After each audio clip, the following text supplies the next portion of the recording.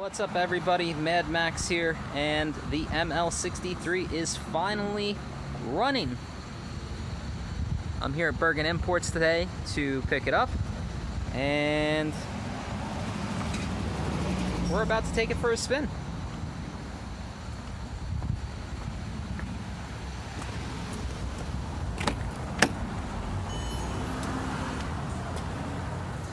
Now, one thing I did want to mention, the previous owner of this vehicle must have lost all the keys.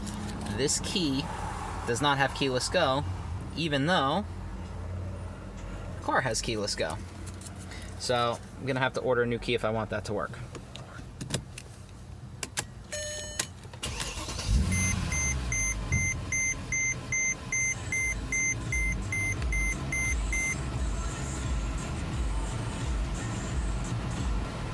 Alright, so I don't know why this hasn't popped up yet, but the ESP module on this car is shot. Mercedes has quoted me that they don't even know when they can get it, so I'm going to get a used one and hope that I can code it. No idea if I can. But, the car's running and driving, so I'm going to take it for a spin and see how she drives, since I've owned it for 4 months and never driven it. Alright. So, I'm driving right now. AC's kind of might need to be recharged. So far, so good, though. I mean, like, I have no complaints here. Let's see if that helped me at all.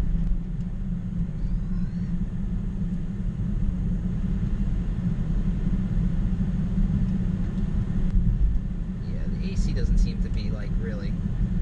AC sucks in this car, at least for the first minute or two. We took it for a spin around the block earlier, but I didn't drive. I was a passenger in it. And truck feels pretty strong.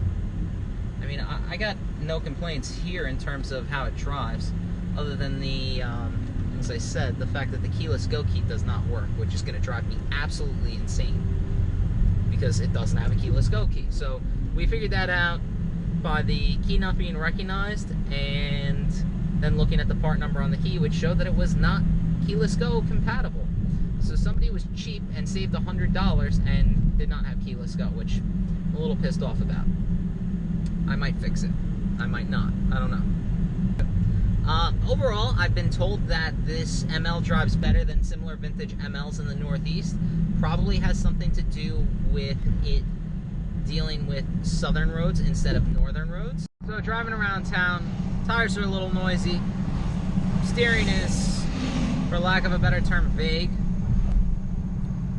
It's an SUV. What do you expect? The car actually doesn't ride bad. I have it in its firmest suspension mode. Actually, I have the suspension in comfort mode. Let's put that in sport. I want that thing like... I want that thing low. Steering's not bad. I mean, it is a big SUV.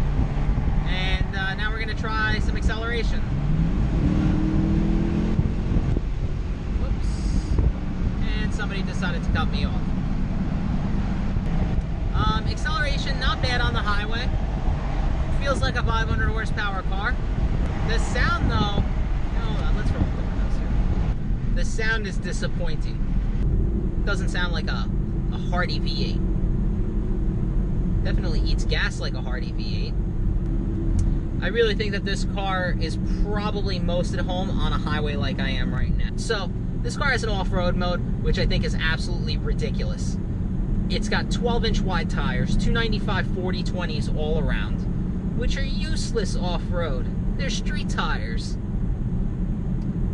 Why? Why would you even put an off-road mode? Let's call a spade here, Mercedes. This is a lifted station wagon that a guy bought for his soccer mom wife because he wanted to have a fast car, an AMG in the driveway, and he wanted her to go through snow, which oddly enough, this car is a Florida car, so this somehow made its way up to the Northeast, and it drives apparently very well. I want to fix those last few things, but other than that, and the tire noise from the front, not bad. A little underwhelming. Just kind of disappointed with the exhaust noise. I might have to mess with that a little bit. That might not be left alone. Really disappointed in this exhaust noise. Like, really disappointed. I thought for sure it would be loud and grumbly and people would know what you're driving, and it's quiet. And it's not the sound deadening in the car. The car is very well sound deadened, but even windows down, the exhaust is, for lack of a better term, a complete disappointment. I think that's what makes this car not fun. So, might have to cut the resonators and secondary cats off of this just to give it a little bit more grumble. And see how she runs. I want to give a special shout out to the Instagrammer F1Mike28. His name is Michael Kubler. I hope I pronounced that correctly. He is an AMG engine builder.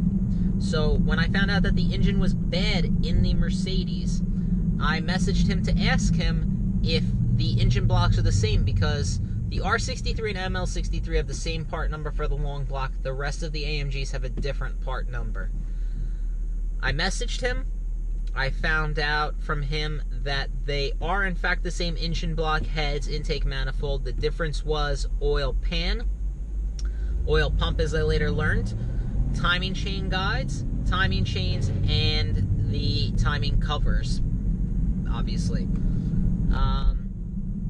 But without his insight into the fact that the blocks were the same, I probably would have spent $8,000 or $10,000 on an engine just to get this thing running, and I would have been royally screwed. Instead, I purchased an E63 engine with almost exactly the same mileage. I think it had 88 instead of 87,000 miles on it for $4,000, and had to purchase a new oil pump because, you know, motor's blown. It wasn't worth the risk of putting a used oil pump in the car. Purchased a new oil pump, swapped over the timing chains and guides because they were in very good shape. There's no need to really do anything on those. And swapped over the wiring harness. And it's great. Car runs pretty damn good. I'm very happy. The ESP light is what it is. I am actually going to pick up a used ABS module for the ESP light soon. We are not sure if we can code it, but the problem is Mercedes has stated that the back order is retarded. I was told that it could be weeks or months to get that module, so kind of boned. Alright, so I'm gonna take this home within the next couple days, clean it up, do a couple little things to it, make it shiny, make it pretty, and put it up for sale. Maybe even make the exhaust a little louder because it's kind of boring to drive. And that's it. So, happy to save an AMG. Not so happy that I lost money to save an AMG. I think that the gentleman that I purchased it from knew exactly what was going on with it. And I also should have heeded my Mercedes mechanic's warning, who said, hey, if you swapped in a replacement ECU and key module and it starts and is misfiring, there's more wrong to it than just an ECU. He was 100% right. It needed a motor. But you know what? Hindsight is 20/20. Do I wish I had sold the car or passed on the car? Yeah, could have used the money somewhere else, but it is what it is at this point.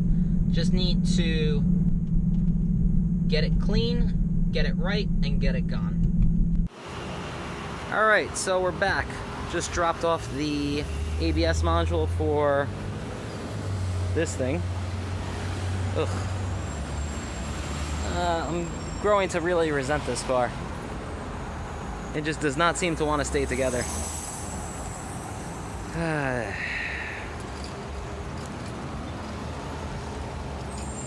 Well, back to the home base, and we'll hopefully have this thing running soon. Thanks for watching.